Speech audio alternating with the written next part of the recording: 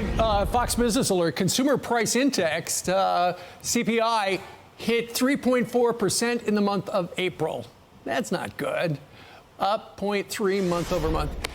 It's going the wrong direction. Here with what it means is Shark Tank investor and O'Leary Ventures chair, Kevin O'Leary. Kevin, good morning to you. Great to be here. Thank you. All right. We know that inflation's got to be below 2% for the Fed to stop, to start lowering our interest rates. This is all going the wrong way. It guarantees that, in my opinion, the Fed will not will not lower rates at all for the rest of this year. And that's not what you want if you're the incumbent. Politically, it looks like this happened because inflation data, you can be 20/20 in terms of looking backwards. We poured a lot of money into the economy during the pandemic, and that turned out to be the right thing to do to avoid a depression. But then we kept going. We probably put around $2 trillion too much in. Inflation Reduction Act did not reduce inflation. In fact, it's inflationary, as you can see by these numbers. This is a nasty report. It is a nasty report, but, the president, when he's out and about, he tries to put on a happy face. Here's a soundbite, I believe, from yesterday, where, once again, he's got a whopper, and he says that inflation was 9% when he took office. Watch this. How do households feel wealthy right now? Over 60% of the people in America feel they're personally in good shape. They're personally in good shape. But they look out and they say the rest of the world's not in good shape. Other people aren't in good shape. I think inflation has gone slightly up. It was at 9% when I came in, and it's now down around 3%. When he took office, it was 1.4%. It wasn't until almost summer of 2022 when it hit 9%, when gas, people had to decide, am I going to buy groceries or am I going to fill up my car?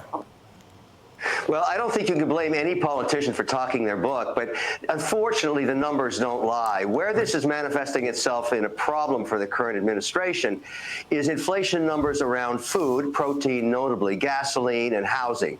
Those are bad metrics when you're at the voting poll. Right. And so I don't know what's going to happen the next 5 months, but you really want the Fed to cut rates. You want to talk a book about inflation going back to 2%. None of that's happening. These are not good numbers for the current administration, not at this time in the election cycle. These are nasty. There's no other way to describe them. Okay, so that number came out 13 minutes ago. Also, about an hour ago, the Biden campaign said, hey, Donald Trump will debate you twice, once in June, once in September. What do you think of that? I love it. I think the country is begging for policy. Look, we've been talking about the trials in New York, the real estate wars, and now the porn star wars.